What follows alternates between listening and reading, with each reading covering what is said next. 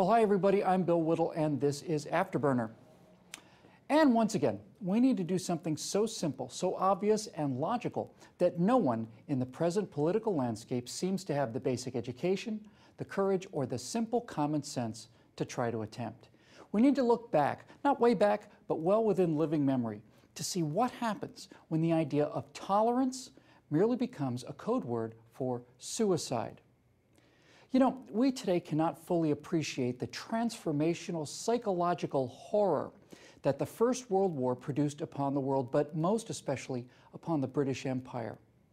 In the Battle of the Somme alone, British casualties were, in one day, 19,240 dead, 35,493 wounded, 2,152 missing, and 585 prisoners, for a loss of 57,470 soldiers in one day. And of course, the Somme was just another abattoir in a war that produced scores of these horrors over 4 heartbreaking years, and which ended in nothing but bitterness, death, horror, and resentment. I think it's fair to say that it shattered the psyche of the British people in a way that they have never fully recovered from. But the lesson we need to draw from this as modern Americans is not about the horror of the battlefield. The real lesson for our times is the reaction of the British political class in the years following the Great War. You see, the revulsion and the shock and the horror of that war produced in the British elites an absolute psychological unwillingness to face such things ever again. They were so mortified by what they'd experienced that they simply refused to see the evidence of 2 decades building step by methodical step, and each new data point pointing ever more certainly towards a conflict that they, with a single magnificent exception, simply refused to face because they'd contracted a terminal case of moral cowardice. As Hitler grew in power, those British and French and American elites refused to see what was plainly before their eyes, namely, that Adolf Hitler and his Nazi party were made of less sensitive, less noble, and less gentle stuff. Hitler's own German generals feared war even more than the French and British generals did, but Adolf Hitler had accurately read the Allied political leadership, and by a series of ever-increasing provocations, he continued to test his theory against their reactions, starting with minor transgressions to outright violations of the Treaty of Versailles, to annexation of territories and then entire countries, then to open shooting war. The British elites refused to see him and his ideology for what they were despite all the evidence. They preached tolerance and understanding. They bent over backward to make the case that they themselves, the victorious allies, were the cause of all of this rising evil.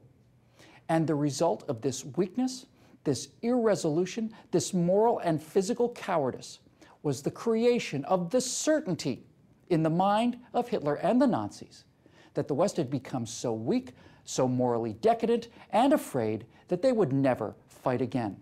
That miscalculation led to the greatest disaster in human history.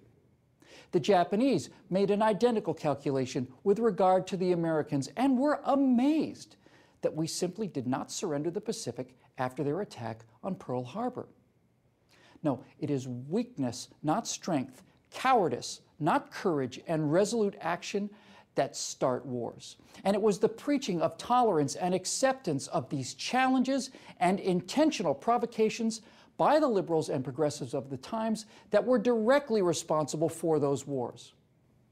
And so today, starting 31 years ago, a totalitarian Iranian theocracy committed an act of blatant warfare against the most powerful military force in the world.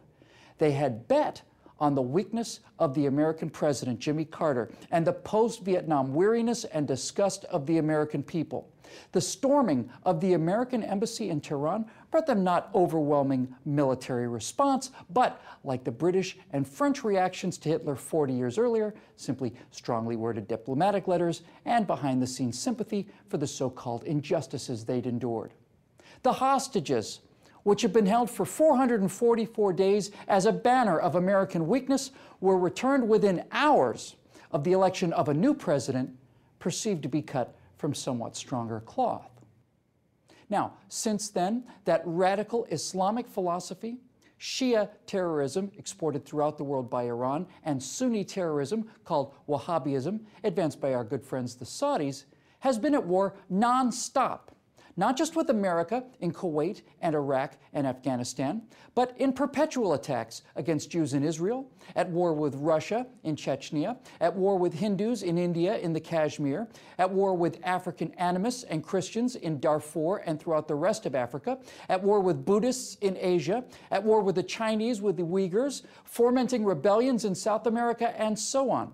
For the last 30 years, jihadi elements have pushed and pushed and pushed against the strength of their enemies and found, in Europe certainly, no strength at all.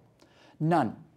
No demand is too outrageous for the progressives to cloak their fear and their refusal to confront a violent enemy as tolerance and respect for the very principles and actions that are antithetical to what they once held as irreducible core beliefs, back when they actually believed in something.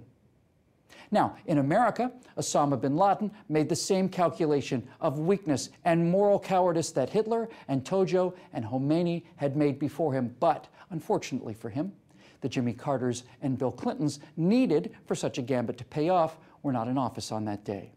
The unexpected and strong American response cost the Islamic Caliphate their stronghold in Afghanistan and the ancient heart of the Caliphate itself, Baghdad. Al-Qaeda put all their chips into Iraq, and thanks to a few 100,000 votes in the state of Ohio at the end of 2004, they ended up utterly defeated.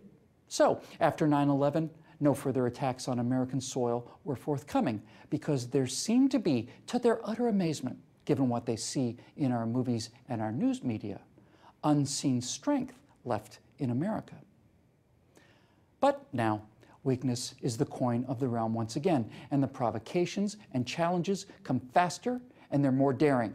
Bombers on airplanes, bombs in Times Square, massacres at army bases by Muslims in American uniforms. And in the aftermath of all of these, we are lectured that we need to be more tolerant, more understanding. We need to make more concessions and make more apologies. You know, the rhetoric of the U.S. State Department in 2010 and the British Foreign Ministry in 1938 are virtually indistinguishable. And if we do not change things, and very quickly, the results will be indistinguishable too. The very terms Islam, Jihad, Al-Qaeda, Hudna, Sharia, Caliphate, and all the others have been banned from being used by our own Defense Department. We cannot make plans to counter this enemy threat because we are not, by presidential order, allowed to even name them. And we will pay the price for this cowardice. And we may pay it on a scale that makes our losses in World War II seem almost quaint, practically nostalgic. Which brings me to the Cordoba Mosque being built near the wreckage of Ground Zero. Now, to those who have the ability to read, there's no question what this mosque is. It's not a modest house of worship for American Muslims seeking to peacefully practice their religion. One of those actually already exists. The Masjid Manhattan has existed peacefully for years. It condemns all acts of terrorism and denies any involvement whatsoever with the provocation of the Cordoba Mosque. You know, throughout the violent history of Islam, conquered provinces immediately have their most cherished symbols, churches, synagogues, temples, and so on, immediately converted into mosques. Now, this is to establish Islam's high water marks, to plant flags at the point of deepest penetration. They're very much like the little red flags that the British soldiers carried on the first day of the Somme to mark the limits of their advance against the enemy. Now, we are lectured daily that we must not only put up with all of this, but actually celebrate it, that compromise and tolerance and surrender are somehow now the defining American values. This mosque is being funded by foreign money. Its so-called moderate leaders have proven radical ties, and it will eventually be the pulpit for the Islamic takeover of America in the same way that trophy mosques in London and Paris and Oslo and Copenhagen and Berlin and all the others are. So the question is simply this: Is this a genuine house of peaceful religious worship, a place of mutual respect and tolerance to grow greater understanding, as we've been told, or is it something else? Well, ask yourself this. If this is as well-intentioned as we are told, who's doing all of the understanding and tolerating here? Are Christian churches and Jewish synagogues allowed in Mecca? They are not.